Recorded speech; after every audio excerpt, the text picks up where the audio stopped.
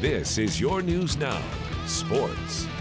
In 2017, the Elida Bulldogs won 8 ball games, but that feels like quite a long time ago, as 2018 saw Elida's win total drop down to just 2. Luckily for head coach Bill Speller, many of the players from that 2017 team are still around, and they are very hungry to get the orange and black back on track this fall. Our Katie Gilhooly caught up with the Bulldogs as tonight's countdown to kickoff visits Elida. Countdown to Kickoff is brought to you by Metzger Financial Services. Graduating only 9 seniors, the Elida Bulldogs are hungry to get back on track from last season's 2-8 record. We were a young team last year, and then injuries really piled on. So once we got really to the heart of our schedule last year, we were really playing with some really young guys, which didn't bode well for last year, but it bodes real well for this year. You know, the guys got a lot of great experience.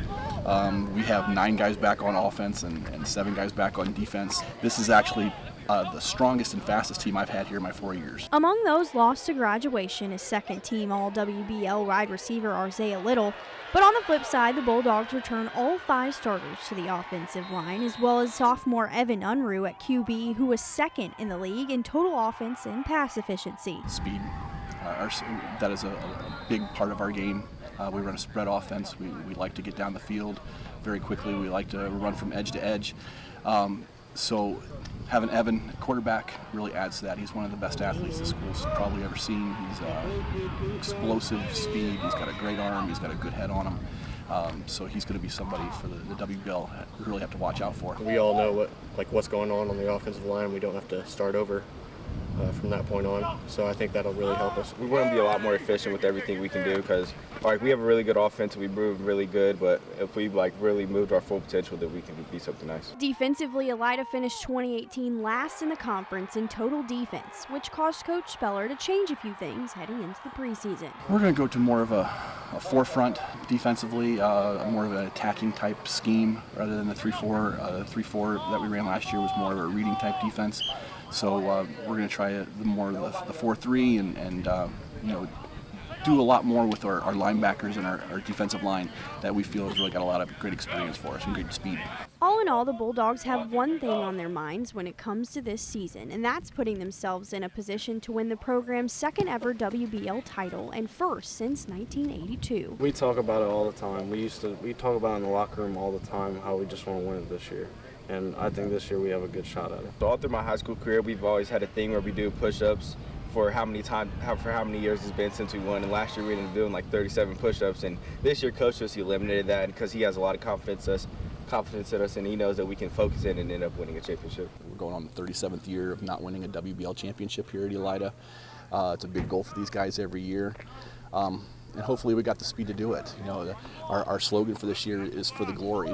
You play for the glory. You play for the glory of winning. You're walking down the hallway and everybody respecting you for the effort that you're putting on the field. To bring back that pride to the community, the glory of your community and your school and your team. So making it more of a team aspect to that. In Elida, Katie Gilhooly, your News Now Sports.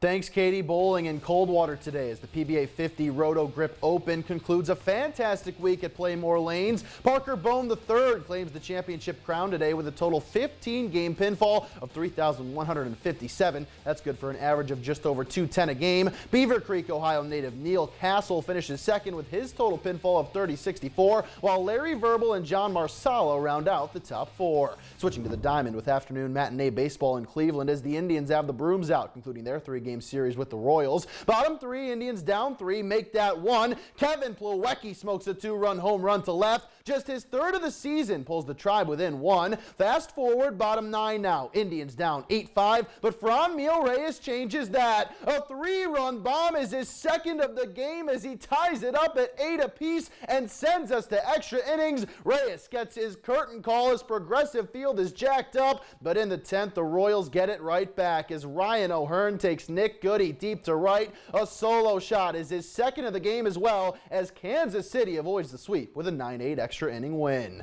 The Brooms are out in Pittsburgh as well, but the Reds are the team hoping to avoid the 3-game sweep. Top one, Reds in front, and they add to it. Jose Iglesias flares one into shallow center. That drops. Freddie Galvis scores to make it 2-zip Cincy, but that lead would evaporate. Top 8 now. Reds down 3. Josh Van Meter changes that though as he uncorks one deep to right and into the Allegheny it goes. A 407-foot bomb is his 5th of the season, but the Reds can't complete the comeback. They lose their 10th straight game at PNC Park and are swept out of Pittsburgh with a 9-8 loss, Katie. Great. Thanks so much, Matt. We'll wrap things up after the break.